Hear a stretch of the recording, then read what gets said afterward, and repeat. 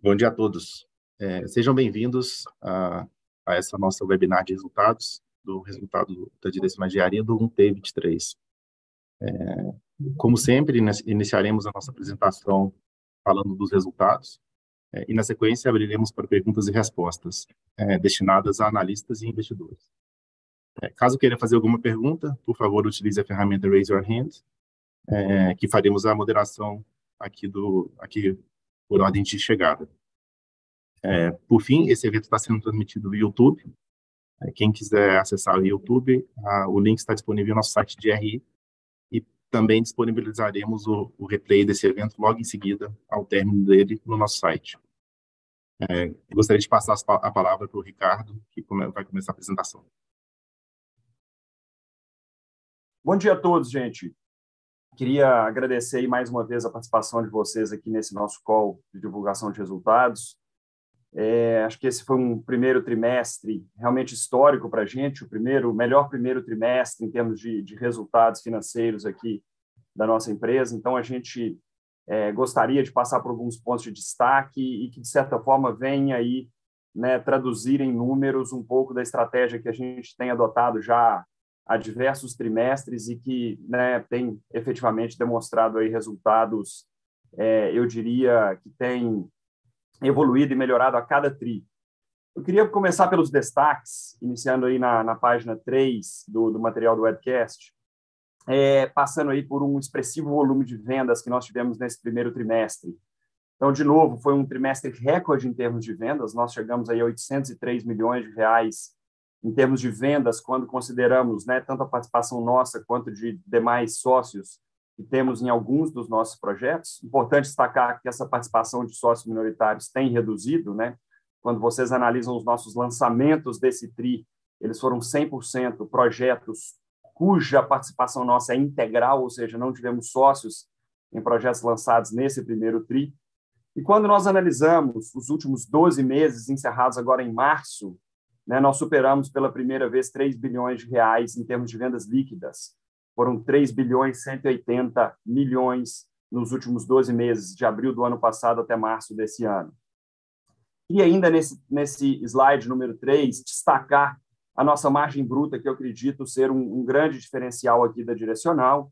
Nós tivemos, novamente, uma margem bruta extremamente resiliente, em linha, praticamente idêntico em termos de percentual, à margem bruta que nós tivemos no quarto trimestre do ano passado, quando nós ajustamos pelo efeito de juros, né, capitalizados, os juros de financiamento que nós tomamos no nível das nossas SPS, essa margem bruta ficou em 36,3%, um patamar que já há alguns anos tem sido aí um pouco acima em relação ao patamar que nós julgamos ser um patamar recorrente aqui no nosso tipo de negócio, que deveria ser algo em torno de 34%, entregamos 36,3%.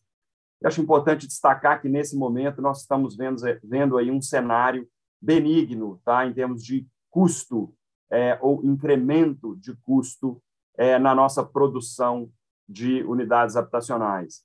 Então, a gente está com um patamar de margem bruta bastante confortável e num cenário atualmente já bem menos preocupante do que no período de pandemia com relação aos nossos custos de produção.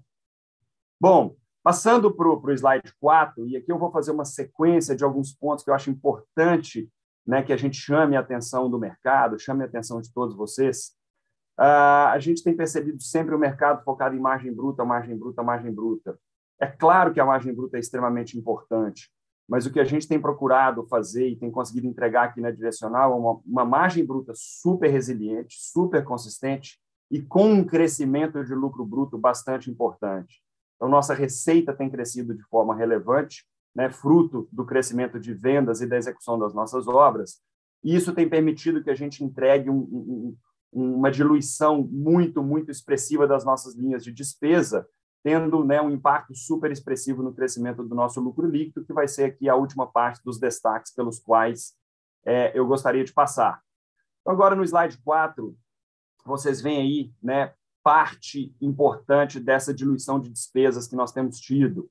Então, quando nós analisamos na parte esquerda desse slide, nos últimos 12 meses encerrados no primeiro TRI de 23, comparado aos últimos 12 meses encerrados no primeiro TRI do ano passado, quando nós falamos de G&A, de despesas gerais e administrativas, nós tivemos uma redução de 40 bips em relação à receita, ou seja, nosso G&A tem sido gradualmente diluído e, nos últimos 12 meses, ficaram em 6,7% da nossa receita bruta.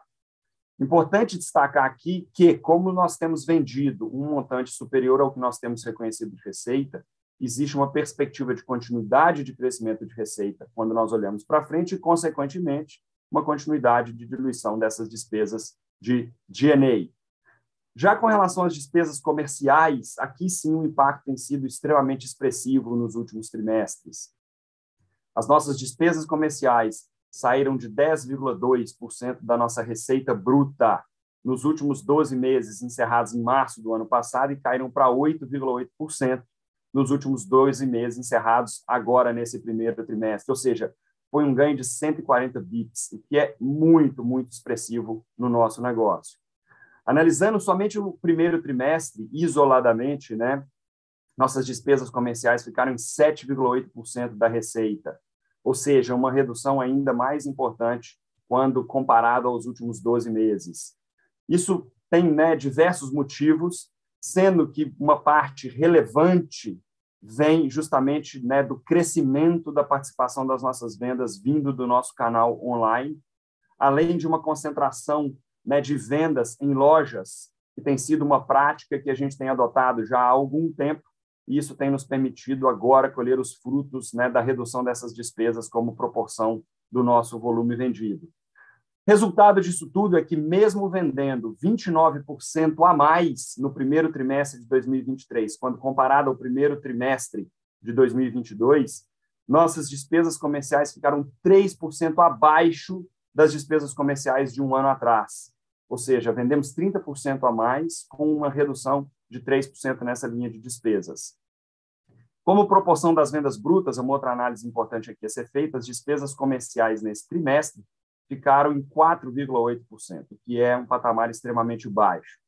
Queria, né, importante também fazer um disclaimer nesse ponto. É claro que quando nós comparamos primeiro trimestre de 23 com o primeiro trimestre de 22, nós tiramos o efeito sazonal que acontece, mas como em um primeiro trimestre, em geral, o mês de março é o mês mais forte de vendas, despesas, especialmente com comissão, em geral, acontecem, né, com 30 dias de diferença em relação à venda, então elas acabam ocorrendo em abril.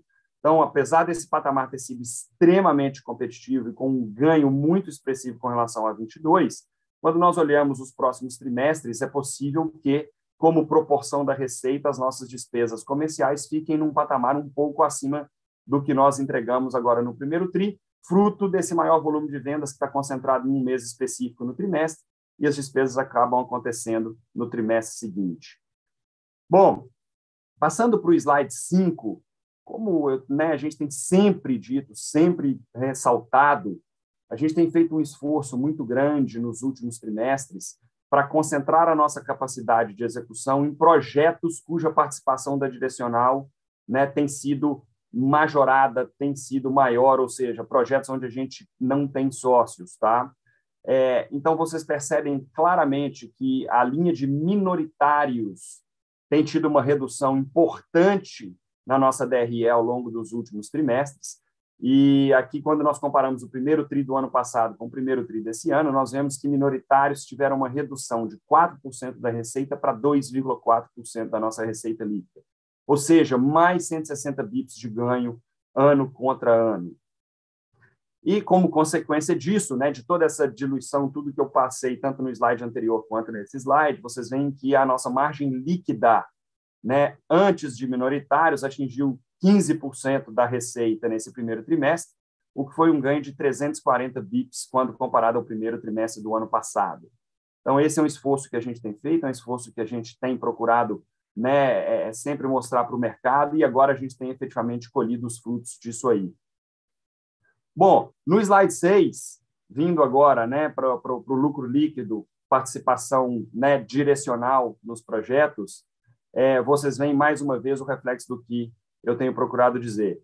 Então, com todo o esforço que a gente tem feito em termos de precificação do produto, um controle e padronização, né, extremamente rígidos, o que tem nos permitido executar os nossos empreendimentos com uma eficiência bastante alta, Além disso, o crescimento de receita, diluindo despesas, que tem crescido numa proporção muito inferior ao crescimento de receita.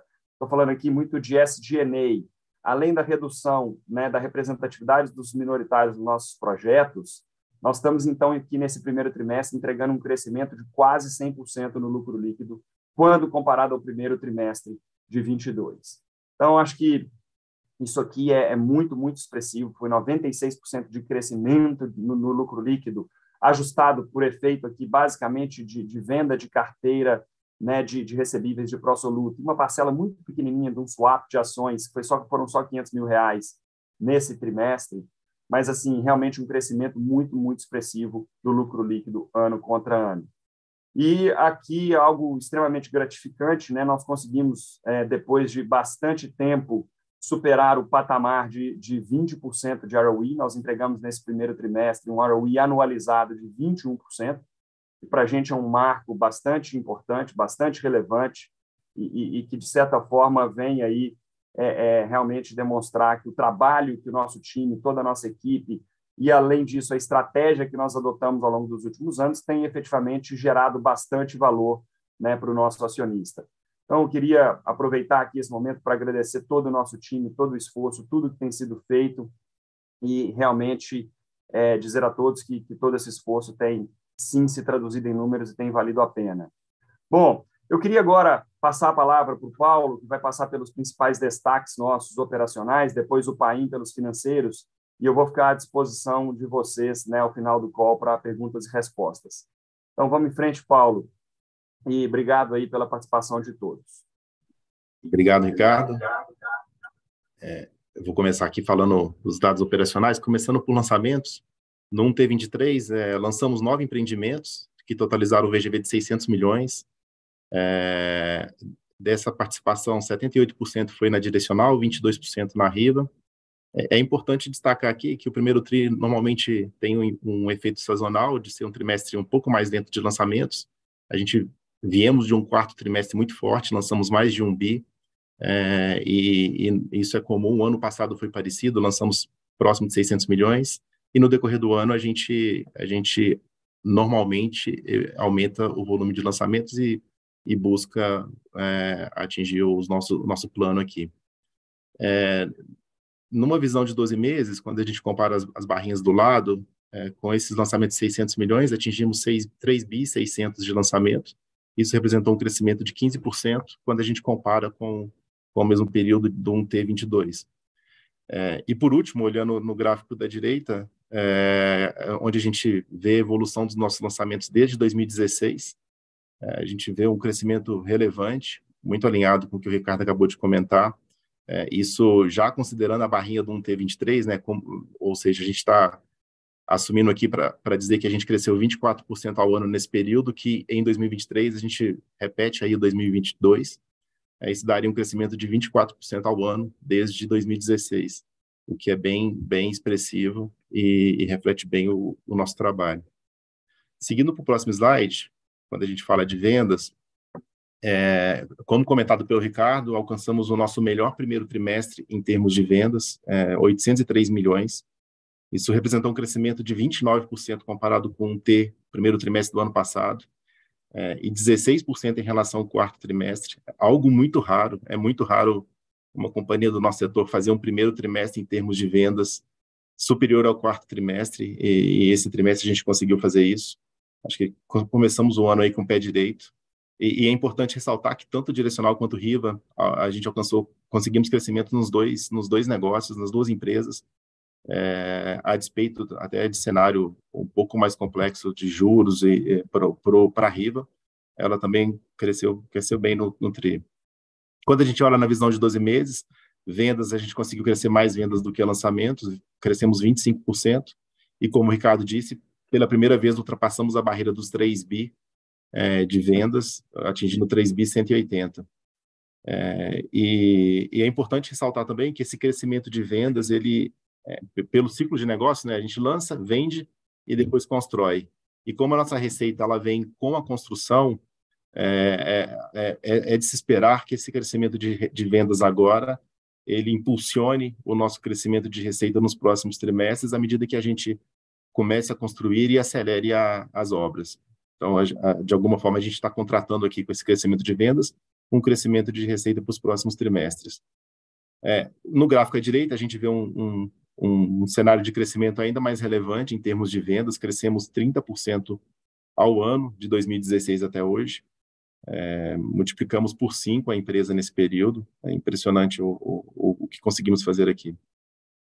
E, por último, para falar de VSO, no 1T, esse desempenho de vendas ele ajudou muito a nossa velocidade de vendas. A gente conseguiu crescer a velocidade de vendas nos 2 segmentos, riba direcional e no consolidado, que conseguimos crescer 2 pontos percentuais em relação ao tri anterior e voltar para cima da média dos últimos trimestres.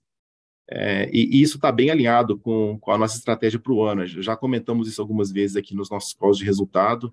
Para 2023, considerando o que o Ricardo comentou agora há pouco também, né, de a gente ter um cenário mais benigno de custos. E esse aumento de custo de capital, acho que a gente está num momento de custo de capital elevado, a gente deve buscar ganho de VSO, olhando para frente, já começando aqui no primeiro tri, olhando para os próximos trimestres, para a gente conseguir aumentar retorno via giro. Estamos confortáveis com os nossos níveis de margens, a gente está vendo um cenário de custo mais benigno, como comentado pelo Ricardo, então vamos correr atrás aqui do giro.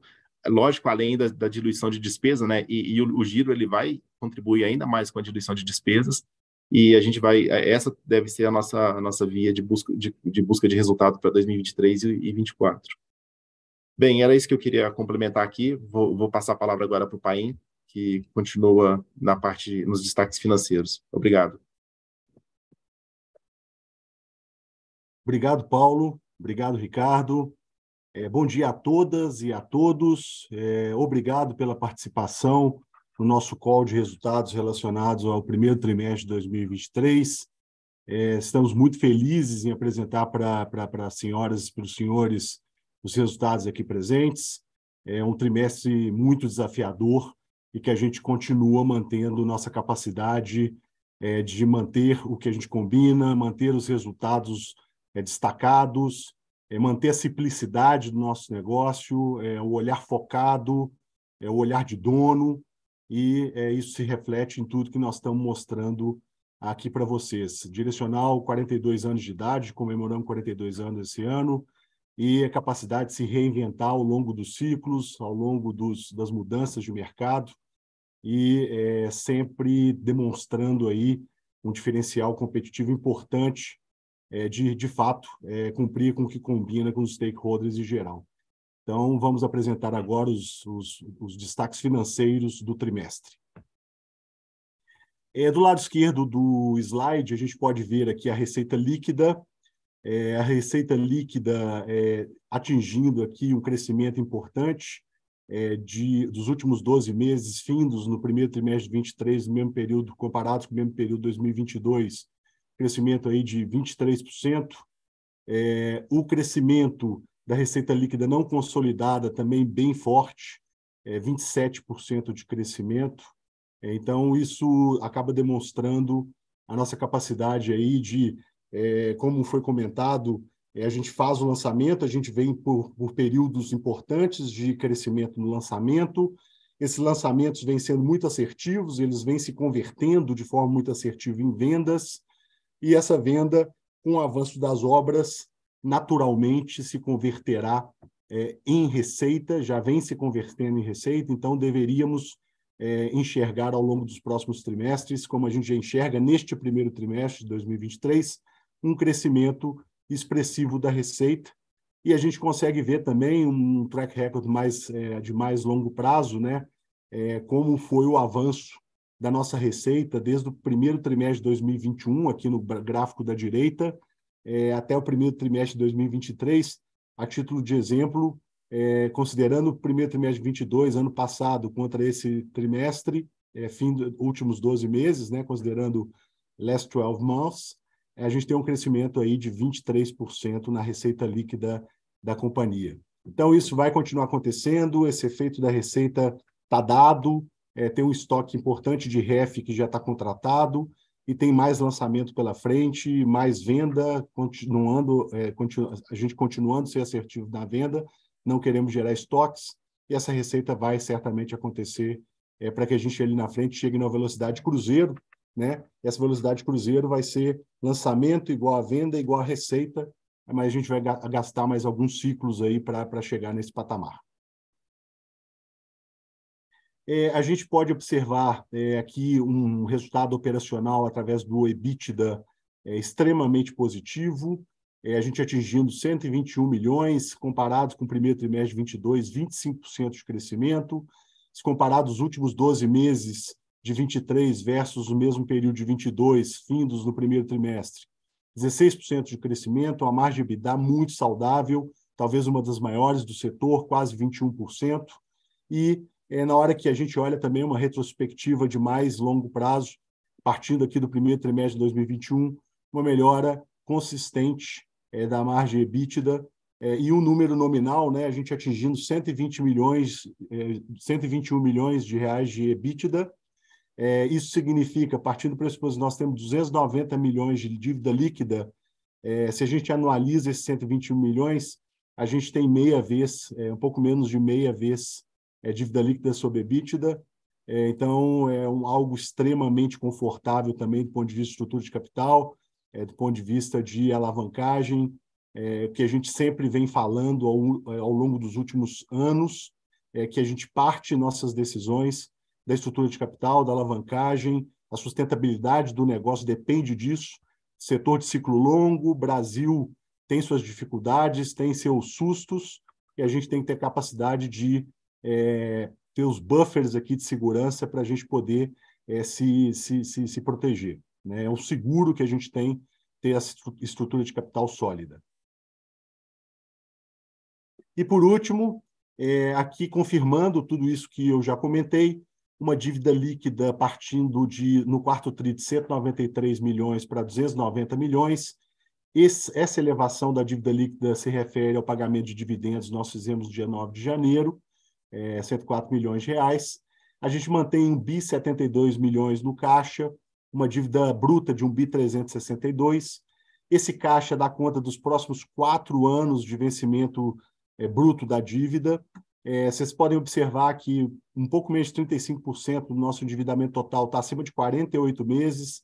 Então, um liability management bem feito aqui para a gente não ter nenhum muro de alongamento ao longo dos anos. A gente tem bastante conforto com esse prazo de vencimento do endividamento. Do lado direito do slide, o mercado de capitais continua sendo o nosso principal financiador, tanto CRIs pulverizados, CRIs para investidores institucionais, como debêntures para institucionais. A gente tem essa chancela, tem uma base de milhares de investidores comprando nossos títulos de crédito, desde pessoas físicas até grandes investidores. E, para encerrar a apresentação com chave de ouro, nosso AAA foi reafirmado pela S&P algumas semanas atrás. Hoje somos uma das poucas empresas do Brasil com rating AAA em escala local pela S&P, com outlook estável. Então, mesmo no cenário desafiador, mesmo com todas as questões que estão sendo discutidas, a gente mantendo aqui uma visão da agência, de uma das principais agências de rating globais, uma visão de crédito muito positiva em relação a esse walk the talk, que é o nosso jeito de fazer negócio aqui no grupo direcional. Agora vamos passar para perguntas e respostas. Mais uma vez, obrigado pela participação de todas e todos.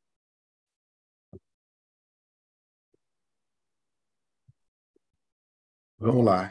Começando a nossa perguntas e respostas. A primeira pergunta é do Bruno Mendonça, do Bradesco. Bruno, seu microfone está liberado aí.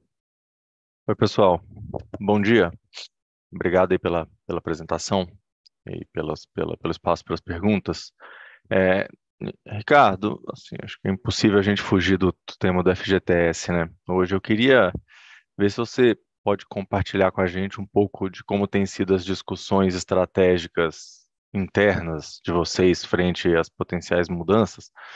A ideia com a minha pergunta aqui não é especular sobre o que você acha que vem de decisão, não. Eu queria mais entender a cabeça de vocês no cenário de um FGTS um pouco mais restritivo, principalmente se demandar aí aporte da União para manter o programa do tamanho atual, tá? Então, duas frentes aqui na pergunta, né? A primeira é mix de produto.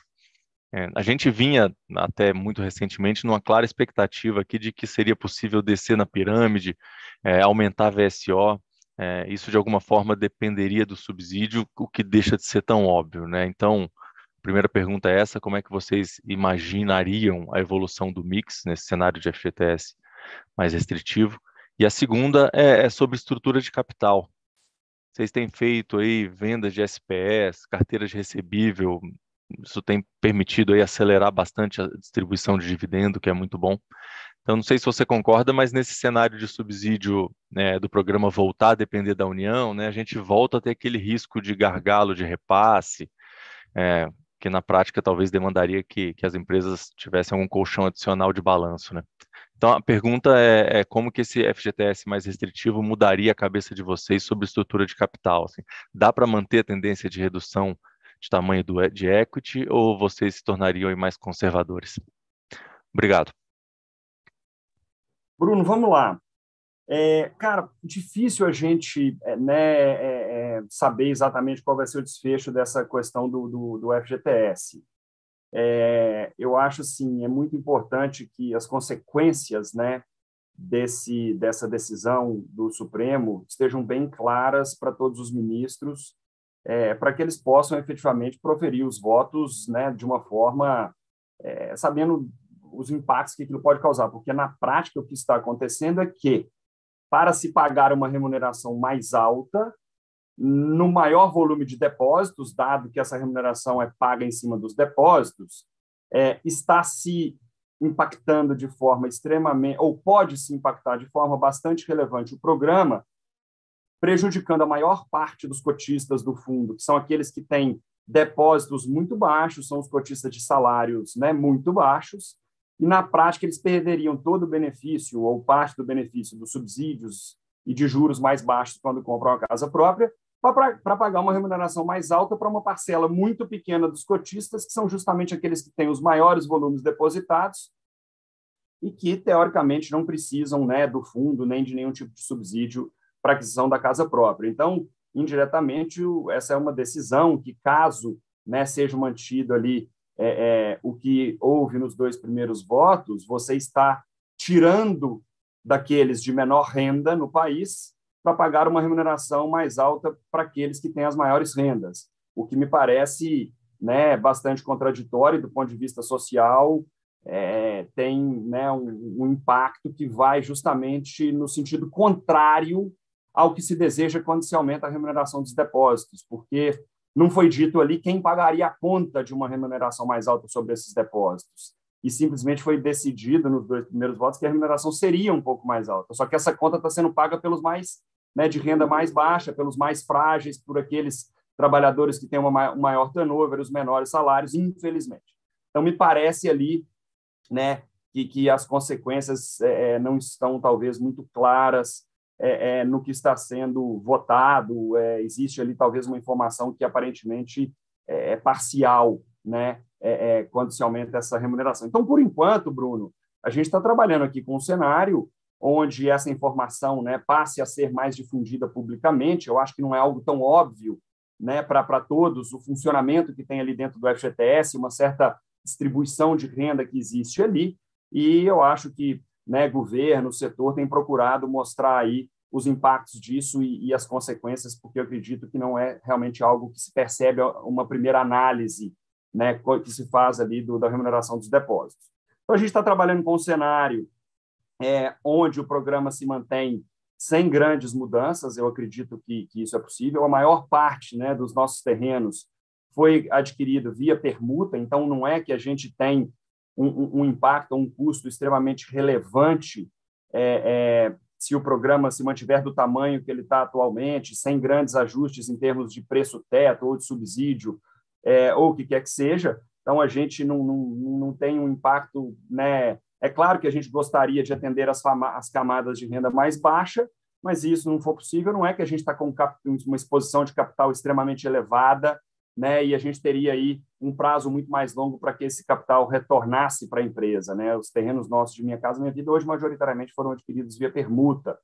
Então, eu não vejo um impacto muito expressivo nos nossos retornos, mas é claro que a gente gostaria, sim, de ter perspectiva de atuar nas faixas de renda mais baixa, e a gente está trabalhando para, né, ver se não há nenhuma mudança. Espero que isso aconteça. Se houver, ainda assim, eu acredito que não tem por todas as análises que a gente tem feito, não deveria ter uma mudança muito grande no nosso segmento de atuação. Pode ter uma mudança, eventualmente, aí no ritmo de crescimento da nossa operação, e aí é claro que, nesse contexto, a gente vai ter uma maior geração de caixa, vai devolver capital para o acionista numa maior velocidade, de forma a ajustar a nossa base de equity a uma eventual nova realidade, né, de tamanho do programa e, consequentemente, de tamanho da nossa operação. Eu quero deixar claro aqui que, por não termos tanto equity alocado, né, em terreno, a gente não estaria, de certa forma, operando ou vendo um cenário onde a gente operaria abaixo do custo de capital da empresa de forma alguma, né? Não seria o cenário ideal devolver mais capital para o acionista do que a gente tem devolvido, se a gente tiver a possibilidade de investir, de alocar esse capital nas taxas de retorno que nós temos alocado atualmente, mas é claro que isso depende, né, da perspectiva de efetivamente haver uma base de clientes para comprar esse volume crescente de produtos que a gente tem ofertado. Então, a gente está atento a isso, e quando essa decisão for efetivamente, né, proferida, quando o julgamento for finalizado, a gente vai ver como a gente ajusta eventualmente a nossa operação e a nossa estrutura de capital para continuar gerando valor para o nosso acionista. Mas é importante dizer que o nosso cenário base aqui é que não haverá mudança no programa, ou mudança expressiva, até porque esse é um programa que, na nossa visão, é uma prioridade do governo, do ponto de vista social, do ponto de vista de geração de emprego, de arrecadação de impostos, inclusive. Então, né, um programa que tem muitos benefícios para a nossa sociedade.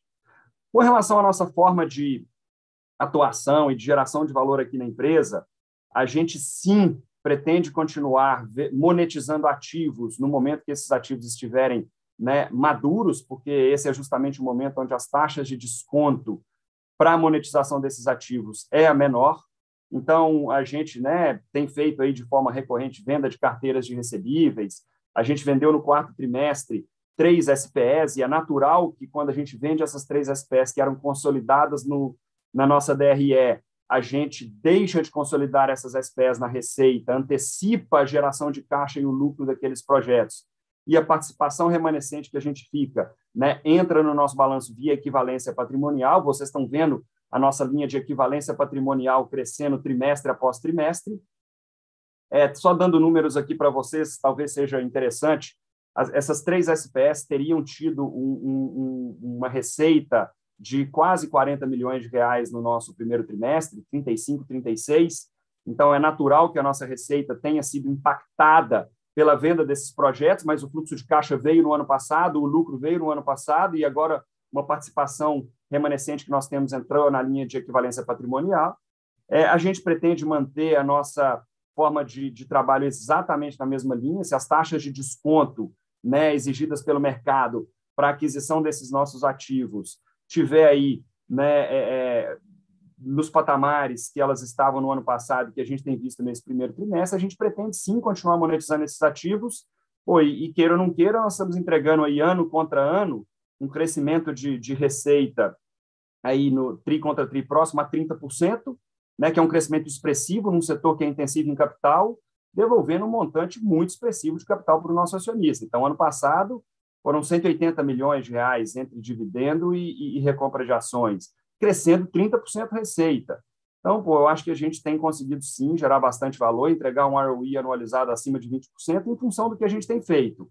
E, né, respondendo agora diretamente a sua pergunta, a gente não está tomando nenhuma decisão até ter a definição final, né, com relação a esse julgamento do STF, mas, em princípio, com relação à nossa forma de atuação, eventualmente ter que atuar com um maior conservadorismo, eu não acho que isso é necessário, tá? Independentemente da decisão, o que vai acontecer é que nós vamos ou manter o ritmo de crescimento da operação ou reduzir, mas a consequência de eventualmente crescer num ritmo menor, que não é o nosso cenário base, quero deixar isso claro, é devolver mais capital para o acionista, e vamos continuar fazendo, né, esse trabalho e operar com um tamanho de book que nos permita gerar um retorno satisfatória e acima do nosso custo de capital. Então, vida que segue, não muda absolutamente nada, mas é importante ressaltar até aqui que, como brasileiro, eu acho que é muito importante que se tenha um programa de habitação popular, e eu acredito que as consequências dessa decisão estão ficando mais claras, né, para todos os que estão envolvidos nesse processo, e a gente acredita que, né, isso aí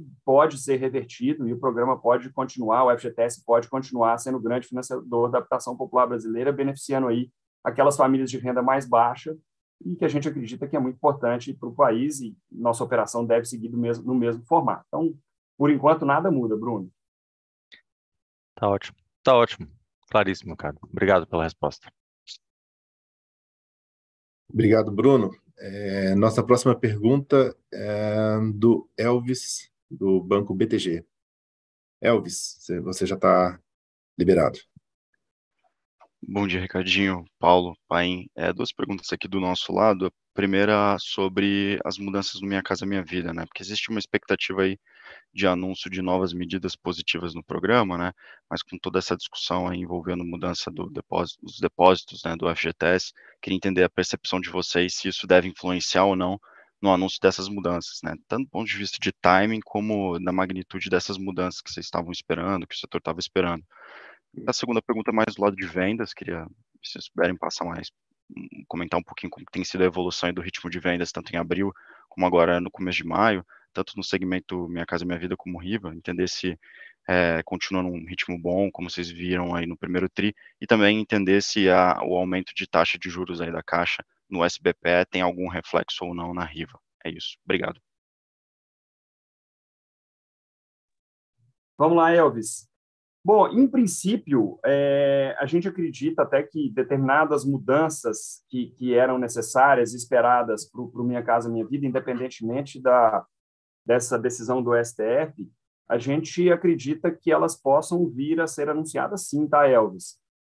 Claro que isso não está sob nossa gestão e tudo, mas eu acho que independentemente do julgamento, dado que nada ainda foi definido e não se sabe qual vai ser o desfecho, mas aparentemente eu acho que pode sim ser anunciado alguma mudança, algum ajuste para voltar, né, de certa forma, tornar a atuação em diversas cidades cujo preço-teto ficou bastante defasado viável. É um programa que ele, né, tem uma penetração nacional, então, especialmente Norte e Nordeste, ali, que tem uma defasagem muito grande de preços e que são as regiões aí onde tem um maior déficit habitacional com relação à população, né, total. Acho que é possível, sim, que alguma mudança possa vir a ser anunciada, né? Não dá para ter certeza de absolutamente nada, mas eu acho que é possível que seja. Então, temos que realmente aguardar, inclusive, aí o Conselho Curador ser nomeado e tudo, para ver quais vão ser essas decisões com relação a eventuais ajustes e quais seriam feitos. Mas a gente acredita que, independentemente dessa decisão do STF, alguns ajustes não têm tanto impacto, né? Tanto no consumo de subsídio, quanto, né, na saúde aí financeira do fundo, e que esses eventuais ajustes na remuneração dos passivos poderia coexistir, vamos dizer assim, com eventuais mudanças. Então, temos que esperar para ver o que vai ser anunciado. Agora, de novo, eu sempre ressalto isso. Pessoal, o programa está rodando bem. Não é que um ajuste é necessário para que ele, né, para que tenha um impacto importante na nossa operação. A operação está rodando bem, o programa está rodando bem, e a gente está vendo aí, né, margens saudáveis, retornos saudáveis que justificam a continuidade aí de alocação de capital nos projetos que estão enquadrados no programa, e nós estamos seguindo a operação nossa normalmente, independentemente de qualquer ajuste, tá? Com relação a vendas, a gente teve um mês de abril bom, a gente teve um primeiro trimestre extremamente forte, né, um quarto trimestre que não tinha sido tão forte assim, na nossa visão pode ter sido, sim, fruto tanto de Copa do Mundo quanto de eleições, e as vendas que deixaram de acontecer no quarto TRI vieram aí bastante fortes no primeiro TRI. A gente está vendo um mês de abril, nós não tivemos lançamentos em abril, tá? A gente tem alguns lançamentos já agora no início de maio acontecendo. Então, o mês de abril foi basicamente uma continuidade de venda de produtos que já estavam, vamos dizer assim, ali na nossa prateleira, disponíveis para comercialização. Foi um mês bom de vendas, mas é natural que, né, quando se tem lançamentos, a gente acaba tendo determinados picos ali de comercialização de imóveis. Mas foi um mês em linha com meses anteriores, onde a gente não teve lançamento de produtos, tá? Então, vida que segue, tudo dentro do esperado. Tá? Acho que o mês de maio vai ser um mês importante, porque a gente tem alguns lançamentos bem relevantes para acontecer aqui na empresa. Com relação à mudança das taxas de juros da Caixa, é claro que quando os juros sobem, né, isso, de certa forma, impacta a capacidade de compra de todo o cliente. Agora, na nossa operação da Riva, a gente tem uma concentração importante dos financiamentos à produção na Caixa Econômica. E mesmo com esse ajuste de juros da Caixa, que eu acho que era absolutamente necessário, né, não tem milagre, se o funding custa mais, a gente quer que o banco, né, tenha um retorno, tenha um resultado nessas operações que justifique a continuidade da operação do banco naquele segmento. Pior do que não ajustar as taxas de juros é não ter o crédito. Então, acho que era absolutamente necessário que fosse feito um ajuste, e temos, né, não é o ideal, mas é a realidade. É melhor ter crédito num determinado custo do que ter a ilusão de que o custo é mais baixo e não ter o crédito disponível. Então, acho que, como a nossa operação tem um volume importante na Caixa, ainda após esses ajustes, a Caixa é o banco que tem as taxas de juros mais atrativas. Então, eu acredito que a nossa operação de Riva, além de oferecer um produto para o cliente, que, na minha visão, tem um custo-benefício muito, muito competitivo, esse é o grande diferencial da Riva. A gente tem um processo construtivo que nos dá uma eficiência muito grande, nos permite oferecer produtos em regiões bastante nobres a custos muito competitivos. Quando nós temos o financiamento da Caixa, que, apesar de ter tido aumento de juros, ainda está com taxas inferiores à dos bancos privados, eu acho que a gente continua tendo um grande diferencial com relação ao restante do mercado, né? Que não necessariamente o que se mede ali é quanto subiu os juros, mas sim o fato da Caixa continuar sendo o banco mais competitivo e nós, né, como tendo o PJ da Caixa, podemos oferecer para o nosso cliente uma taxa que hoje é a mais competitiva do mercado. Então, a gente tem percebido uma continuidade de demanda pelos produtos da Riva. Você viu o crescimento de vendas da Riva no primeiro TRI, tanto com relação ao quarto TRI do ano passado, quanto ao primeiro TRI de 22. Então, continua tendo demanda pelos produtos Riva. É claro que a gente está mais cauteloso com esse segmento em função do cenário, mas a gente não tem percebido grande impacto na demanda pelos produtos da Riva. Mas é natural, né, que se espere um crescimento nesse segmento, possivelmente inferior ao crescimento do Minha Casa Minha Vida, que sim tem sido um segmento que tem performado muito bem. Tá? Tá ótimo, Ricardinho, ficou bem claro. Obrigado, bom dia. Obrigado, Elvis. Próxima pergunta do Igor Altero, da XP. Igor, microfone liberado aí. Oi, pessoal, bom dia. Obrigado pela apresentação e pelas minhas perguntas aqui. Mas com relação ao Pode Entrar, como é que vocês estão vendo aí a questão de critério, né, sobre reconhecimento de caixa das unidades que vocês levaram aí, né? Impacto de alavancagem e trazer um update aí, se vocês já sabem aí de quem que vai operar o programa, né? Se vai ser de fato Caixa, ou Coab, né? Qual o risco de execução aí que vocês veem em um eventual caso da Coab operando, né? Então, basicamente isso. Obrigado. Igor, vamos lá. Eu vou responder primeiro a sua segunda pergunta, tá? Isso tem sido, de certa forma, recorrente. Vamos lá. É claro que é a primeira, né, vez que se atua nesse formato do Pode Entrar, que eu acho que foi um programa extremamente exitoso, né, nesse primeiro edital que eles soltaram. É impressionante, né? A prefeitura tendo aí um volume de oferta enorme em diversas regiões da cidade, e tendo ali, de certa forma, a opção de pulverizar os empreendimentos em várias partes da cidade e escolher aqueles empreendimentos, né, que mais se adequaram aos requisitos do edital. Agora, cara, nós não vemos risco, ponto. Não quero nem render esse assunto. Não acho que faz sentido. Não vemos risco. Acho que blindaram todos os lixos que poderiam, né, surgir dentro das condições que foram anunciadas no edital. E é claro que toda primeira vez que as coisas acontecem tem ajuste, mas eu acho que foi um programa muito bem sucedido e nós não vemos risco. Ponto. Agora, com relação a quem operar e como nós vamos contabilizar essa entrada de caixa, eu acho que é difícil dizer nesse momento. Agora, independentemente do que aconteça, eu diria que, assim, do ponto de vista gerencial ou de como nós vamos divulgar isso para o mercado, na nossa visão, você recebe o terreno à vista, 15% ali do volume total contratado, isso é caixa, ponto final, entrou caixa na empresa. As demais parcelas, né, vamos dizer, os demais pagamentos, por mais que eventualmente estejam numa escrow em nome da empresa, da SPE ou da própria holding, independentemente de quem foi o vencedor lá do certame, esse é um caixa que está bloqueado, né? Esse é um caixa que, de certa forma, ele vai ter um custo atrelado àquela posição de caixa. Então, na nossa visão, a gente deveria, ou iremos certamente, fazer um disclaimer importante ali do que é o caixa que está vinculado ao Pode Entrar, porque senão nós teríamos uma enorme geração de caixa em um trimestre e uma queima de caixa pelos próximos 18, 20 meses, o que seria horrível do ponto de vista de volatilidade e de previsibilidade do nosso balanço.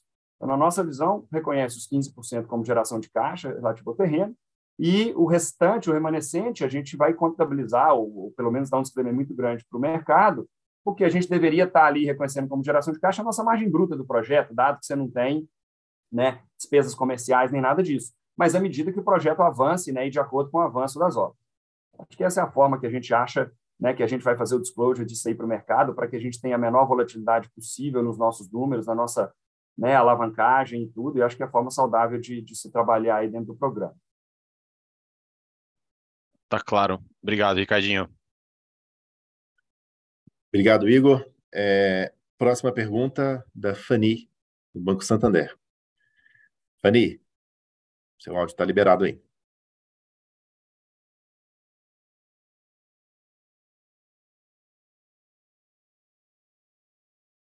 Fanny, não estamos te ouvindo.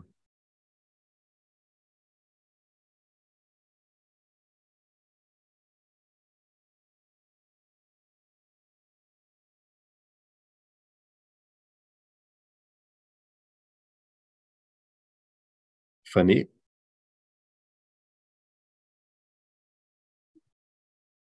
Ok, eu vou liberar a próxima pergunta e, Fanny, eu acho que seu áudio está com algum issue.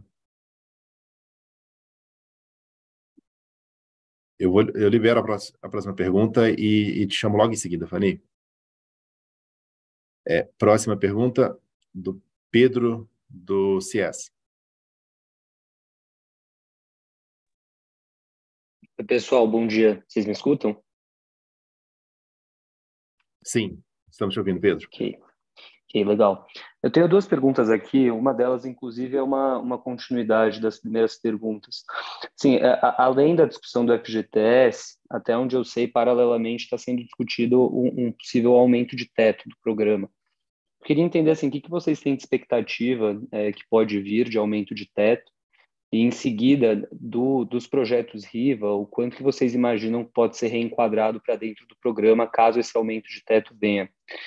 E a segunda é em relação à economia de obra. Eu sei que vocês têm aí a prática de reconhecer economia em projetos com o POC mais avançado.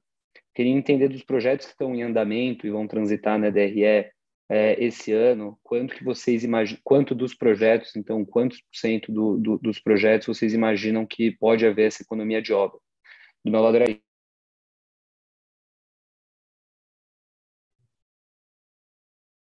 Pedro, acho que o finalzinho aqui da sua pergunta eu não peguei, eu não sei se você estava terminando aí.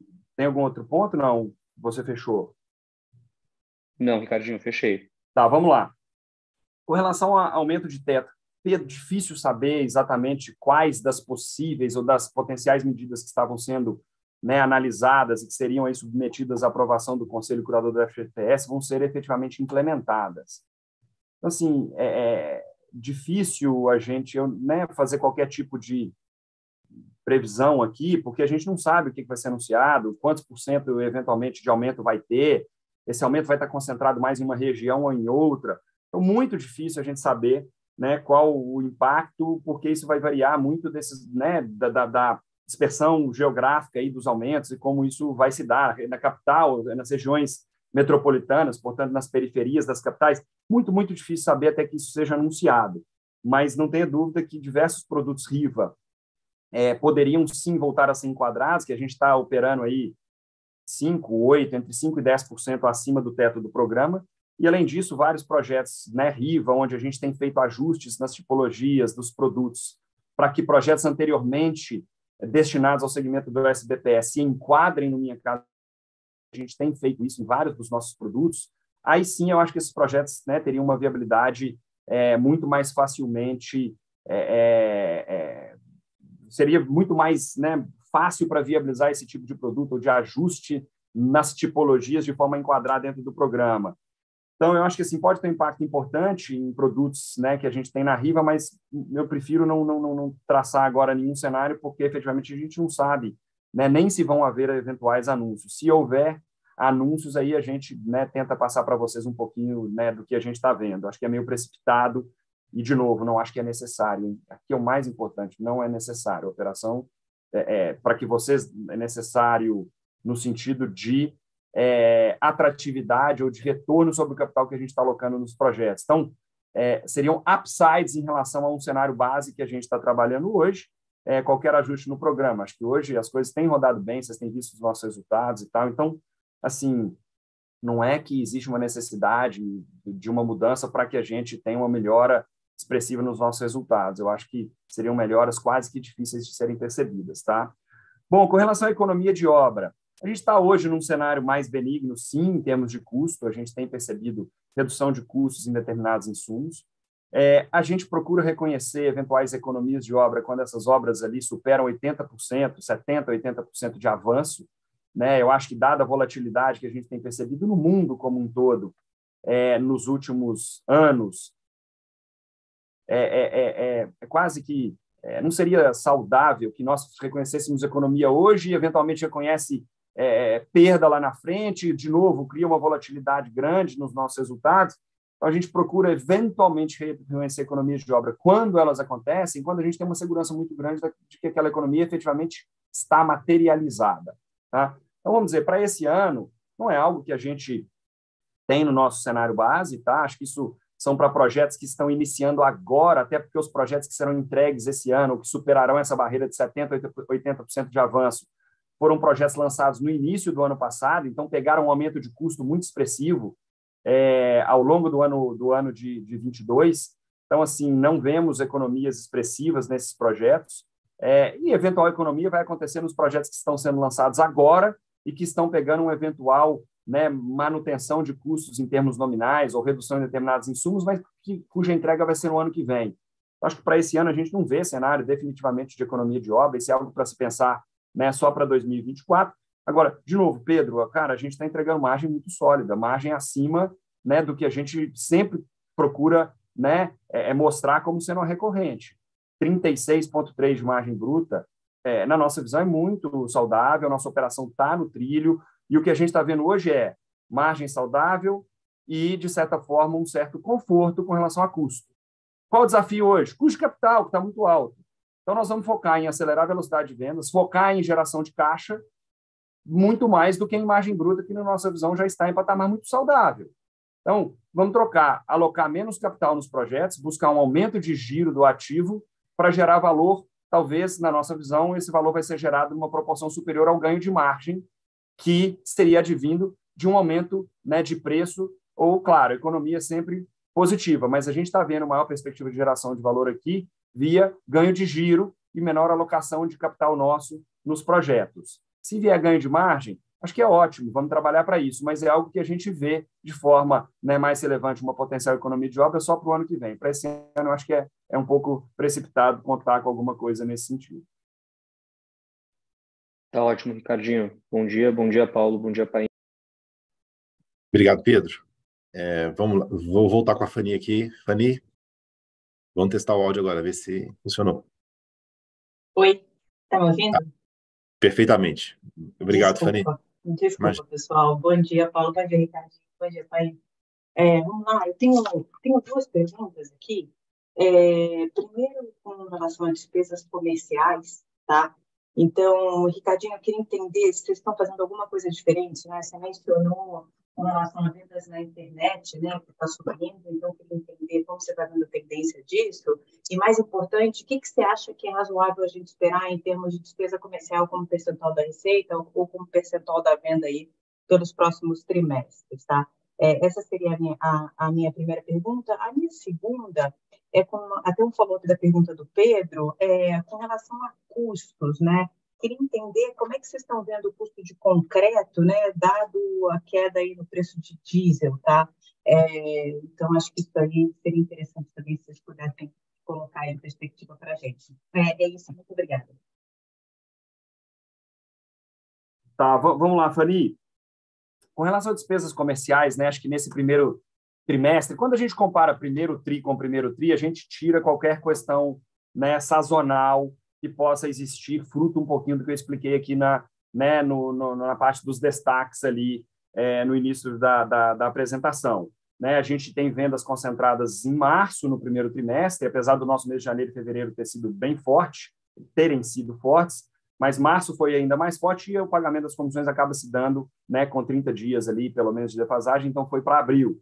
Então, acho que tem um pouco desse efeito, importante passar para vocês. A gente teve, naturalmente, no primeiro trimestre, um volume menor de lançamentos, até porque no terceiro e quarto trimestres do ano passado, a gente teve um volume bem expressivo de lançamentos. Então, acho que é saudável que nós tenhamos vendas superiores a lançamentos, diminuindo o volume, né, de estoque que nós temos ali disponível para venda. Foi o que a gente fez no primeiro trimestre. Em função dessa redução de lançamentos, também é natural que despesas comerciais, especialmente com marketing ali, tenham uma redução.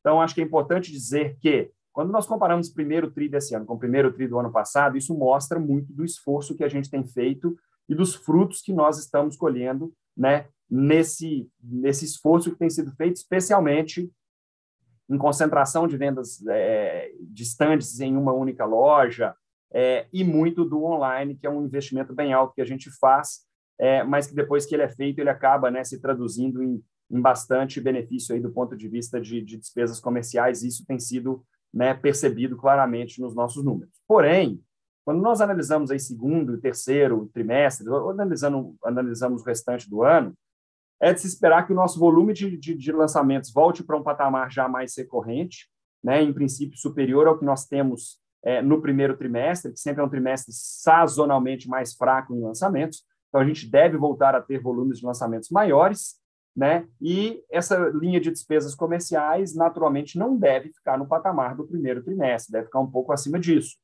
Então, de novo, eu acho que, bom, é difícil dizer, porque pode também variar TRI contra TRI, e isso é complexo de se avaliar, mas eu diria que despesas comerciais deveriam girar ali entre de 9%, mais ou menos meio ponto percentual, alguma coisa por aí, tá? Como proporção da receita. Acho que é algo saudável para se analisar, tá? Que é próximo do que a gente fez nos últimos 12 meses, encerrados em março. Pode ter aí algum ganho para frente, a gente está fazendo um esforço muito grande, mas vamos procurar fazer o nosso melhor, mas acho prudente você considerar alguma coisa nessa linha, tá? Então, ser conservador nesse momento é importante. Bom, com relação a materiais, você pediu para ser um pouco mais específico em relação ao concreto. O concreto é um insumo que ele, né, o cimento, posso dizer que ele é um pouco perecível, né? O cimento não pode ser estocado por muito tempo, então o transporte de cimento muitas vezes não é simples. Se tem umidade, o cimento ali em pedra e tal. Então, o concreto ele acaba tendo um comportamento mais localizado. Depende muito da região. Mas eu diria que os aumentos de custo de concreto do ano passado foram assim muito, muito fortes. Então, realmente foi bem alto, surpreendentemente alto.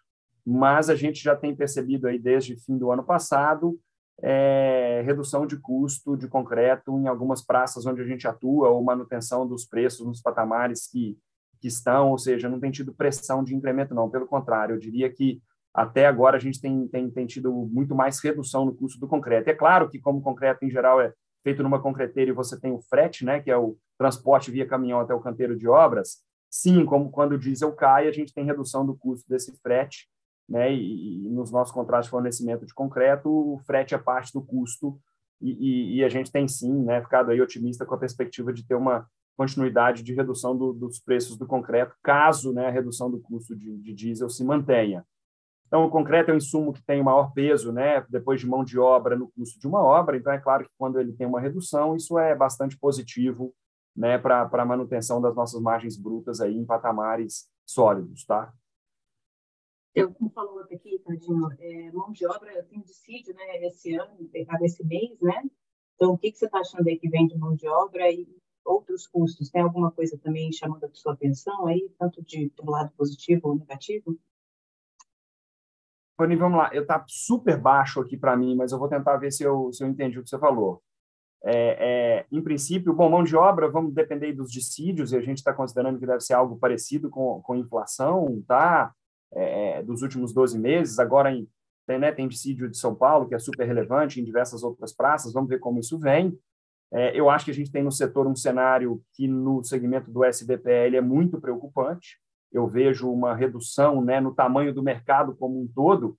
Não estou dizendo que isso vai ter impacto relevante na operação da Riva, tá? Porque eu acho que a gente vai ter uma redução grande de oferta e a gente deve ver aí algumas empresas deixando de atuar nesse segmento e tudo, mas eu acho que quando a gente analisa o mercado como um todo, que é o mais relevante aí do ponto de vista de geração de emprego, eu não acho que o cenário é positivo para a construção civil, não, tá? Em termos de geração de emprego, quando a gente analisa, né, construção civil habitacional, todos os segmentos que existem no mercado. Eu acho que a construção civil tende a, nos próximos meses, ir diminuindo um pouquinho de tamanho com relação ao ano passado. Então, acho que disponibilidade de mão de obra não deve ser algo, assim, um problema para frente, e isso acaba, né, de certa forma, também fazendo com que os dissídios se aproximem aí da inflação. É o cenário que a gente tem trabalhado, tá? Então, vamos ver como as coisas vão se dar, mas é o que a gente tem considerado por aqui.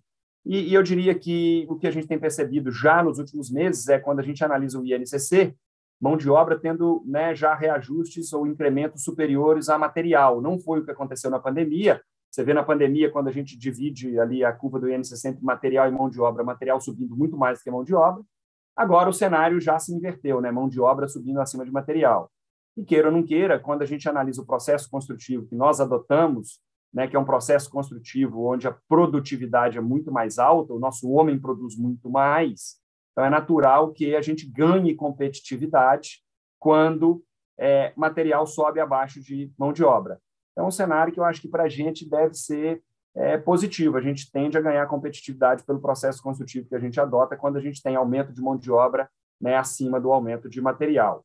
Então, esse é o cenário que a gente está trabalhando, ganhando competitividade ao longo dos próximos anos, que foi o que aconteceu aí pré-pandemia, e buscando sempre industrializar a nossa construção, encurtar o nosso ciclo e de certa forma, né, procurar colher aí os benefícios aí, investimento em CAPEX versus menor incremento de custo, partindo de um pressuposto que mão de obra deveria subir acima de material nos próximos meses. Então, acho que esse é o cenário que a gente tem trabalhado, Fanny.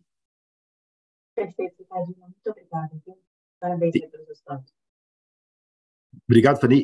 E apenas complementando um ponto que o Ricardo disse sobre despesas comerciais e linkando com o Pode Entrar, ele, como as unidades já saem vendidas, a gente, olhando para frente, a gente deve ter alguma diluição adicional nas despesas comerciais e nas despesas em geral, porque acaba sendo um produto mais fácil de desenvolver, tem menos G&A e também menos despesas comerciais.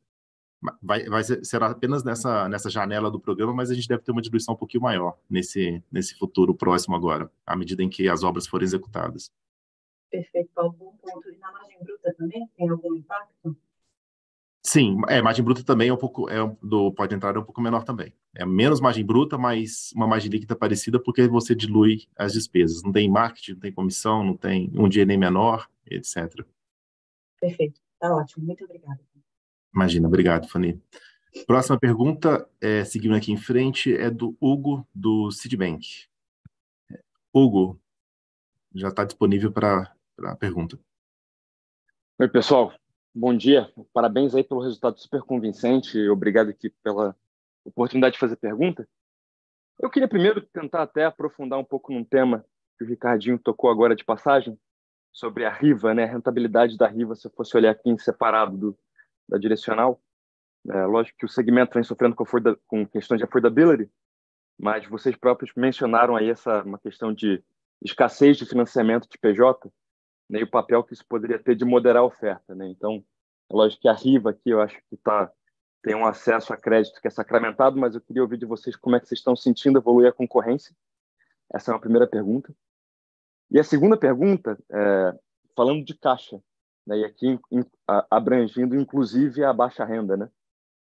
Lógico que a gente tem discutido muito de Supremo, né, de medidas do governo federal, mas lógico que a Caixa, por si só, é um player que carrega certa discricionariedade aqui para influenciar as condições de originação, né?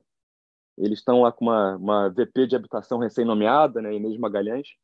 Eu queria ouvir de vocês se vocês sentiram alguma evolução na postura da Caixa, né, e aí, em especial, se tem notícias do FGTS consignado, né, que é uma medida que já tem todas as aprovações protocolares e que a essa altura o mercado talvez até esperasse que já estivesse na rua. Por favor.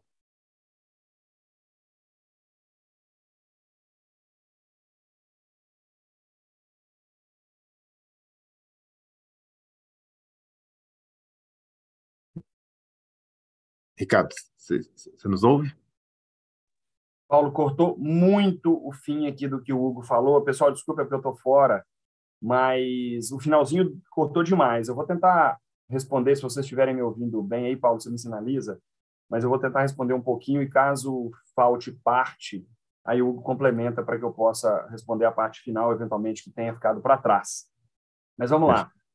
Primeira parte, concorrência no segmento da Riva, né, que a gente tem percebido muito claramente é que os bancos têm procurado, né, focar os recursos do SBPE, e a gente sabe que, de certa forma, com os saques da poupança estão mais limitados, na concessão de crédito para o financiamento das pessoas físicas que adquiriram imóveis, né, de um empreendimento cujo financiamento à construção foi concedido por aquele mesmo banco.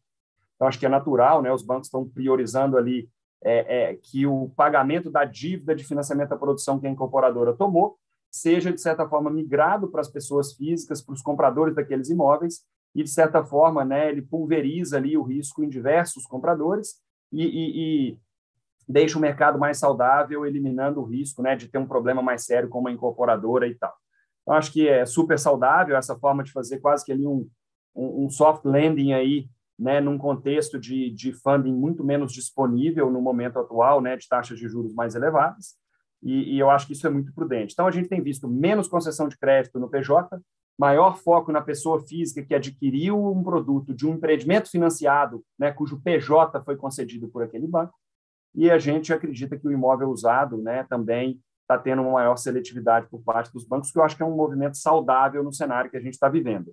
A gente tem, né, os produtos que a gente lançou na Riva, na verdade, esse ano foi um só, performou extremamente bem. Vamos ver se continua, né, com essa performance e, na nossa visão, a oferta desse segmento deve ter uma redução importante ao longo desse ano, e a gente tem, sim, percebido empresas aí mais cautelosas antes de, né, colocar um produto do segmento do SBPE à venda, tá? Então, eu estou hoje mais otimista com o cenário de soft landing do que um cenário onde a gente possa ter um impacto mais abrupto, tá? da maior restrição, tá? De funding proveniente aí do mapa 4 dos bancos. Eu acho que está caminhando num cenário até melhor do que a gente imaginava no início do ano. Bom, com relação, né, à Caixa Econômica Federal, a gente não tem percebido, acho que foi uma transição na Caixa incrível, né, uma transição de governo, uma transição, né, de presidente, vice-presidentes e tal, sem absolutamente nenhum trauma no setor, tanto na questão de PJ, quanto na concessão, né, do crédito pessoa física, das contratações. É natural que as taxas de juros subam, né, fruto de um funding muito mais caro, e que os bancos também têm uma certa seletividade num contexto de inadimplência mais alta, que é o que a gente tem visto. Então, assim, não acho que tenha nada sendo feito diferentemente do que o esperado, e a gente, sim, vê uma prudência muito grande da Caixa, uma cautela muito grande, né, para que ela continue atuando com os mesmos níveis de inadimplência, de garantia, né, do imóvel quando concede um crédito, para que ele continue entregando retorno atuando no segmento, seja ele Minha Casa Minha Vida ou seja ele no SBPE.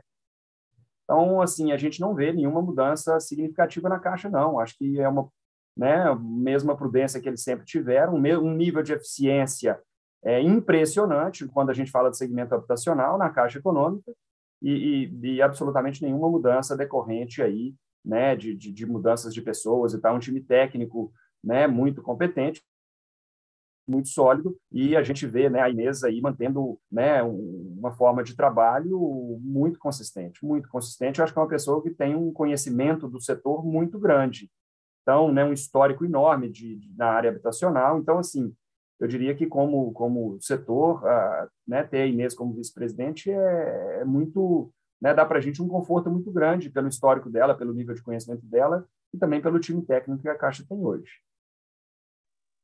Ricardinho, se eu só puder fazer um follow-up aqui, que talvez tenha ficado na rabeira da pergunta, sobre o FGTS consignado, né? Que eu entendo que a essa altura tinha ali umas superações técnicas para a Caixa desenvolver, mas que o mercado até esperava que a essa altura já tivessem concluídas e que já tivesse talvez disponível no mercado, né? Não sei se você tem algum update, alguma perspectiva, não sei se isso ficou nesse emaranhado também das discussões do Supremo, né? Se ficou preso nesse novo noticiário. Hugo, na minha visão, não. Eu acho que o FGTS consignado, por exemplo, numa primeira análise, né, é uma das medidas que poderia coexistir, né, com essa decisão do Supremo. Eu acho que, na verdade, é uma medida que inclui exatamente as famílias de menor renda dentro do programa, mas assim poderia coexistir com essa decisão do Supremo. É claro que, quando você tem um maior volume de famílias de menor renda comprando um imóvel, você acaba tendo um consumo maior de subsídio, então teria que dar uma calibrada nisso ali, olhando para frente. Mas é tudo uma questão, né, de priorização. O que o governo vai querer priorizar são as rendas mais baixas e, eventualmente, concede menos crédito, menos subsídio para as rendas um pouco mais altas. Aí a gente tem que ver, a gente não sabe, tem que ver o que vai ser a prioridade nesse momento. Mas sim, poderia coexistir. E até onde eu tenho aí, né, informação, isso aí está dependendo basicamente de um pequeno ajuste de redação, né, na lei que aprovou o FGTS Futuro, o FGTS consignado o ano passado. Quando vai se implementar o que foi aprovado na lei com a redação do ano passado, existe um desafio tecnológico muito grande, um esforço muito grande. Então, esse pequeno ajuste que está sendo endereçado permitiria que o processo de implementação do FGTS Futuro fosse muito mais simples do ponto de vista de tecnologia da informação, né? Imagina um banco que opera com o volume que a Caixa opera, né?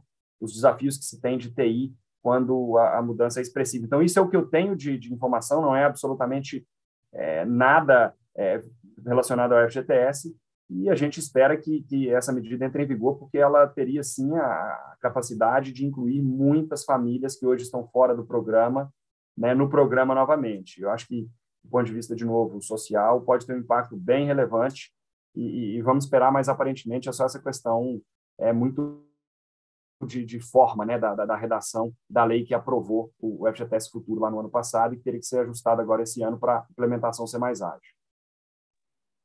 Ficou claríssimo, Ricardinho. Muito obrigado. Obrigado, Henrique. Obrigado, Paulo. Obrigado, Hugo. Próxima pergunta da Mariângela, do Itaú. Mariângela, está liberado.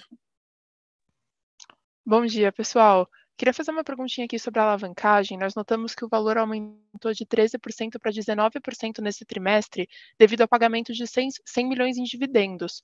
Como que estão os planos da companhia para novos payouts ao longo do ano? E vocês podem dar mais detalhes sobre o programa de recompra de ações? Pai, você toca essa aí para a gente? Toco sim. Obrigado.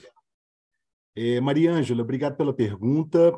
Sobre a alavancagem, se você acompanha a Direcional há mais tempo, você percebe que, pela nossa característica de geração de caixa ao longo do tempo, essa alavancagem ela vai se reduzindo, ela converge para algo mais próximo a 10% de dívida líquida sobre PL, e aí, como a gente acha que 10% é muito subalavancado, apesar de 20% também ser, de certa forma, subalavancado, a gente distribui dividendos ou recomprações para voltar para uma alavancagem que vai girar sempre em torno de 20% de dívida líquida sobre PL. Então, se você pega um track record aí de 3, 4, 5 anos, você vai perceber exatamente esse movimento. Quer dizer, nossa geração de caixa reduzindo o tamanho da dívida, a gente chegando a 10%, 10, 11, 12, 13% do PL, e aí pagando dividendos ou recomprando ações, devolvendo dinheiro para o acionista.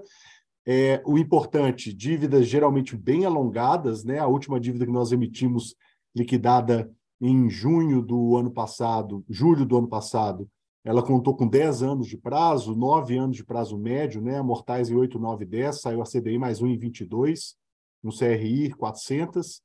Então, dívidas bem alongadas, um passivo bem alongado para não ter nenhum muro, e a gestão da estrutura de capital é isso, quer dizer, vamos pagar dividendo, isso ajuda, na hora que a gente está pagando dividendo, reduz o tamanho do PL também, então a gente não tem um incremento do PL que poderia ser ofensor do nosso ROE, então eu distribuo esse capital, reduzo a base de capital, consigo operar com PL mais justo ao meu tamanho de operação, e mantendo ROEs aí, agora no último trimestre, superiores a 20% anualizado.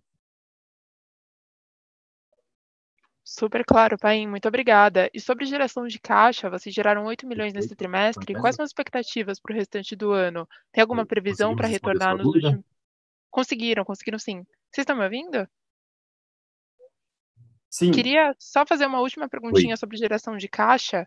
Vocês geraram 8 milhões nesse trimestre. Tem alguma expectativa para retornar para os patamares de últimos 12 meses de 2019? E quais as expectativas para o restante do ano sobre geração de caixa, por favor?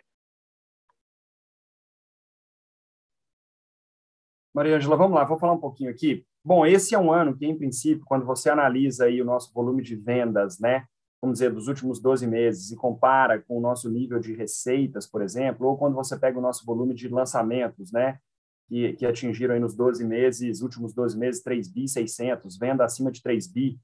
Quando você vê a nossa receita, e no caso vou falar de receita bruta, tá? Lá, um pouco acima de 2 bi 300, 2 bi 400, receita líquida 2 bi 200 é alta. Você percebe que o nosso volume de vendas e de lançamentos ainda está, né, bastante superior ao que a gente tem receitado. E a nossa receita é fruto, né, da evolução das nossas obras. E até, de novo, fazer mais um disclaimer aqui, a gente não começa a obra no primeiro trimestre, tá, gente? O primeiro trimestre é um trimestre que no Brasil, né, majoritariamente é um trimestre chuvoso, não faz nenhum sentido começar a obra em primeiro trimestre. As obras começam ali a partir de abril, maio. Então, o catch-up de receita, né, o incremento de receita, ele acaba se dando do segundo trimestre em diante, com uma concentração grande no terceiro e quarto trimestre. Primeiro tri, a gente só entrega a obra, não começa a obra. Então, é natural que o crescimento de receita seja menor. Mas, então, olhando para frente, a gente ainda tem uma perspectiva de crescimento de receita ao longo dos próximos trimestres. Se você analisar o nosso REF, você tem percebido que o REF também está crescendo, né? O nosso resultado de exercício futuro do primeiro tri desse ano está significativamente superior ao que a gente tinha na nossa base de REF no primeiro tri do ano passado. Isso, de novo, é mais um indício de crescimento de receita. E no nosso negócio, quando se cresce por ser intensivo em capital, em geral, se consome caixa, tá? Você demanda mais capital de giro na operação. Então, numa operação recorrente, a gente não deveria ter uma geração de caixa tão expressiva, tá, ao longo dos próximos trimestres. Porém, nós temos gerado muito valor e procurado sempre monetizar ativos que nós temos no nosso balanço. A gente fez isso ao longo do ano passado e isso tem, né, ao longo dos últimos trimestres, permitido que nós cresçamos, gerando caixa e, consequentemente, pelo fato de estarmos com um patamar de alavancagem bastante confortável, uma dívida bastante alongada, isso tem nos permitido crescer e ainda assim devolver bastante capital, entregar um dividend yield bastante saudável para o nosso acionista. A gente pretende continuar trabalhando com essa mesma política. Isso, é claro, vai depender muito do cenário do mercado, custo de capital, disponibilidade de recursos dos compradores desses ativos que nós temos aqui no nosso balanço e tal. Então, acho que é um pouco, né, precipitado dizer qualquer questão, né, a respeito de perspectivas, até porque a gente não dá guidance né, aqui na direcional, então acho que não seria prudente, mas o que eu posso dizer é que a gente pretende continuar trabalhando com as mesmas práticas que nós adotamos nos últimos trimestres, mas isso vai depender, né, efetivamente do cenário macro que a gente vai encontrar pela frente. Então, assim, de forma, né, macro, sem entrar em números e tal, deveríamos ter um consumo de caixa que nós, através da monetização de ativos, vamos procurar offsetar e continuar gerando caixa, devolvendo esse caixa para o acionista, na maior proporção possível, desde que as taxas de desconto exigidas pelos potenciais compradores desses ativos faça sentido, né, para a gente, até porque a venda desses ativos não é uma necessidade, né, do ponto de vista de estrutura de capital, porque a nossa estrutura de capital está bem desalavancada. Isso aí é uma oportunidade, né, de monetizar, permitindo que nós reinvestamos esse caixa gerado em taxas de retorno muito superiores ao desconto exigido para a monetização dos ativos, ou que nós devolvamos esse caixa para o nosso acionista, né, mantendo o nosso book o mais próximo possível do patamar que ele, né, tem atualmente e tendo um incremento de lucro líquido, né, e, consequentemente, um incremento de ROE. Basicamente, é assim que a gente tem procurado trabalhar. Agora, dizer o que a gente vai encontrar pela frente não é fácil. Então, eu queria dizer que, mais ou menos, o cenário que a gente está vendo é esse, mas é difícil passar aí uma certa perspectiva mais consistente do que a gente vai enfrentar. Melhor, quando concluirmos determinadas operações, a gente anunciar para o mercado e depois dizer o que nós vamos fazer com aquele capital. Obrigada, pessoal, super claro.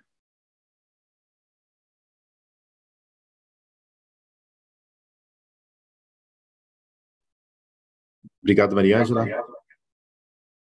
Nossa próxima pergunta é do Marcelo Mota, do JP. Marcelo, áudio liberado.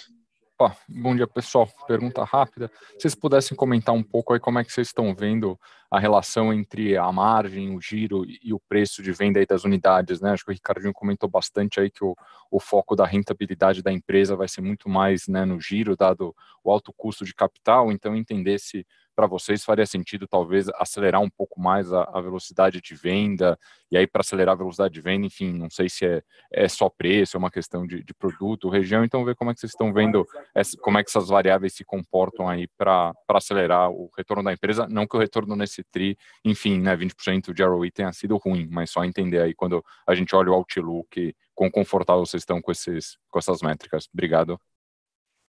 Mota, um ponto importante aqui, tá? Apesar de, sim, nós estarmos procurando, né, ter um incremento de VSO, isso, até o momento, definitivamente não está se dando via ajuste de preços, tá? Para baixo ou qualquer tipo de impacto em margens, tá? A gente tem visto uma demanda pelos produtos, tem havido crédito disponível, então, assim, determinados produtos a gente, sim, continua equalizando o preço em função do que a gente tem percebido de demanda, mas não estamos tendo absolutamente nenhum tipo de reprecificação dos nossos produtos que possa vir a impactar a margem bruta para baixo. Não é esse cenário que a gente está vendo. Com relação à VSO, a gente acredita que, dada a nossa operação atual, com margens em patamares aí saudáveis, a gente acredita que nós geraríamos mais valor, sim, acelerando o VSO, porque, na prática, se nós subimos preço, ganhamos margem, mas reduzimos VSO, naturalmente a gente vai operar mais alavancado e o que a gente ganha de margem bruta você acaba perdendo em despesa financeira, dado o custo, né, que nós temos hoje para tomar dívida no setor. Então, você quase está trocando de linha e tornando o seu negócio mais arriscado por estar operando de forma mais alavancada. Então, o incremento de VSO a gente acredita ser bem saudável quando, né, o custo de capital está no patamar atual, especialmente o custo de dívida está no patamar atual, de capital então nem se fala. A gente acredita ser mais saudável. Porém, a gente tem trabalhado com uma perspectiva, né, de voltar a ter, né, a partir do segundo trimestre, um volume de lançamentos mais elevado do que no primeiro TRI, até porque, como eu disse, o primeiro TRI sazonalmente tem menos lançamentos, férias, carnaval e tal. E nesse contexto, quando se lança ali nos meses de maio, junho, você acaba tendo um período menor de venda daquelas unidades, né, de um lançamento dentro do próprio TRI. Então, é difícil se contar, o VSO vai subir, nós estamos fazendo o maior esforço possível. Mas é claro que se a gente lança um produto em abril, você tem 3 meses para vender dentro do trimestre. Se você lança 15 de junho, tem 15 dias para vender aquele produto e isso impacta a VSO. Então, não dá para assumir, né, que a mexida em VSO vai se dar por todo o trimestre e tal. Não é tão simples assim, mas é, naturalmente, uma das nossas prioridades aqui nesse momento e é de onde a gente acredita ser possível gerar mais valor, dado um cenário mais confortável que a gente está vendo de custo, né, da construção civil.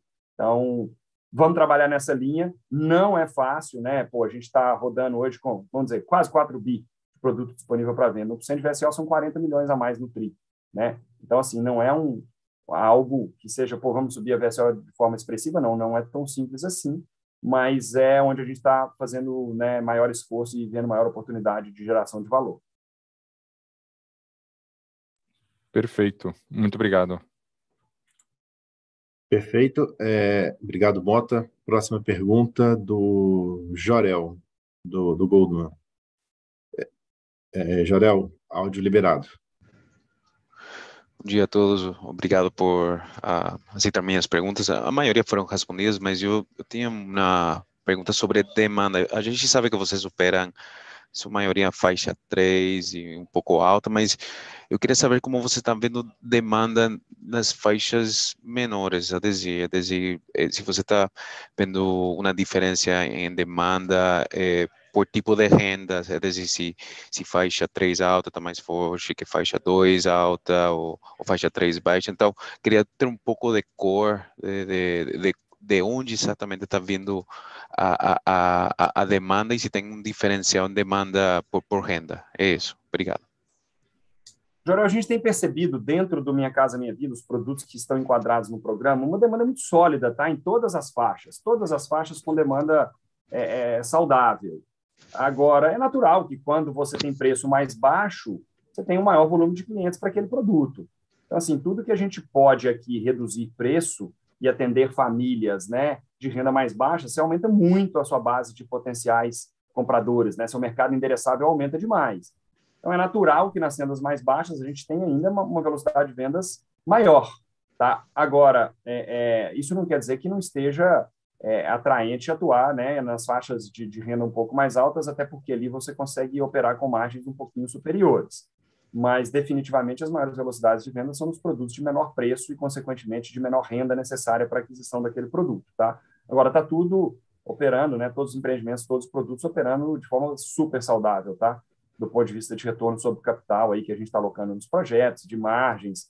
Então, a gente está bem confortável com a operação nossa dentro do programa. Tá, bom, obrigado. Obrigado. Temos mais uma pergunta aqui, parece que é a última. Se houver alguma outra pergunta, por favor, sinalize aqui no Raise Your Hand. A próxima pergunta é do Tainan, do UBS. Tainan, áudio aberto. Bom dia, pessoal. Obrigado pela oportunidade de fazer a pergunta. Queria explorar um pouquinho do que já foi comentado sobre custos e margens, né? Mais um trimestre que vocês reportaram em margens bem altas e com um cenário de custos bem controlado, como já comentaram também.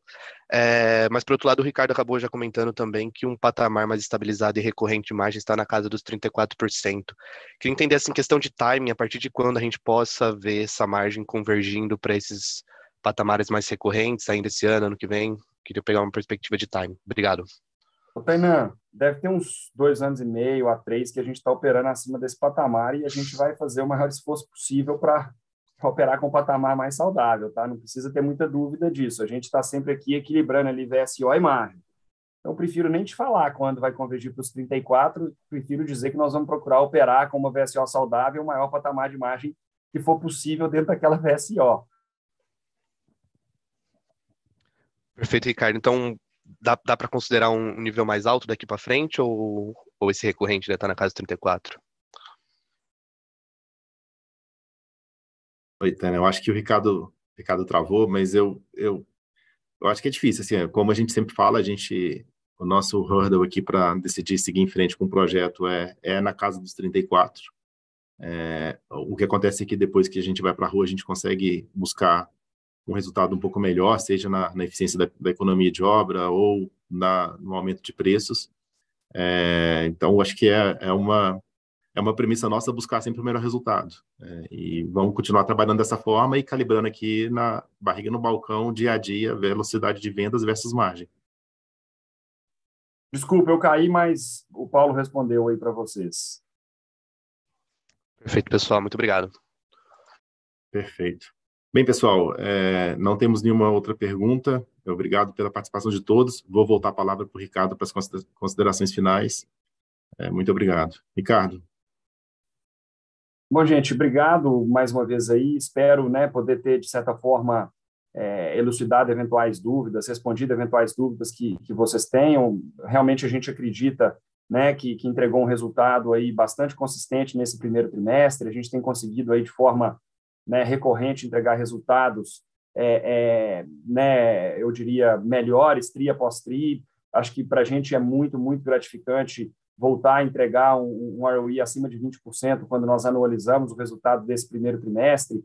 Realmente isso demonstra, né, a nossa capacidade da nossa equipe, a nossa, né, assertividade da nossa estratégia, dos nossos produtos e tal. Então, é muito, muito gratificante isso aí. A gente está operando acima de custo de capital já há bastante tempo e gerando um valor importante na nossa visão para os nossos acionistas. Claro que, né, para os nossos clientes, para a nossa equipe, para os nossos fornecedores, mas sim pelos acionistas, para os acionistas também que estão acreditando no nosso trabalho e colocando capital aqui para que a gente procure, né, alocar esse capital da melhor forma possível. Então, sim, essa consistência no crescimento do nosso ROE, superando essa barreira dos 20%, agora anualizando o resultado desse primeiro trimestre, é muito, muito né, importante para a gente. A gente acredita, né, ser possível continuar nessa trajetória, sempre procurando maximizar o retorno do capital que a gente aloca aqui nos nossos projetos. e acreditamos, né, que mantendo as práticas, né, que nós temos tido ao longo dos últimos trimestres, é muito possível que a gente mantenha a consistência dos nossos resultados, tá? Acho que o nosso desafio aqui, né, como empresa, é mostrar que dá para a gente atuar num setor que durante muito tempo sempre foi visto como um setor muito volátil, que gera muito valor nos ciclos de baixa de juros, mas que deixa muito valor na mesa nos ciclos de alta. O que a gente quer mostrar aqui é que transformando o nosso negócio, né, o mais próximo possível de um negócio quase que de prestação de serviços e menos intensivo em capital, é possível que se gere valor, né, de forma recorrente, independentemente do cenário que a gente está atravessando. Eu acho que a gente tem conseguido mostrar isso, né? Geração de valor consistente, incremento dessa geração de valor, cenário de juros baixos, juros altos, pandemia, desafios de custo. Então, sim, eu acho que à medida que a gente está transformando o nosso negócio num negócio menos intensivo em capital, né, em função das diversas práticas que a gente já dividiu aqui com vocês, a gente tem conseguido mostrar que um setor que é visto como muito volátil pode sim, né, entregar resultados consistentes e com baixa volatilidade, mesmo, né, passando por cenários bastante adversos, né, que é o que a gente tem visto não só no Brasil, mas no mundo como um todo. Então, eu queria agradecer aí pela participação de vocês, pelas perguntas, e esperamos continuar, né, nessa trajetória. Estamos aí ao longo, né, desse e o próximo call, sempre com o nosso time de RI à disposição para esclarecer eventuais dúvidas que tenham ficado. Então, obrigado e um bom dia a todos.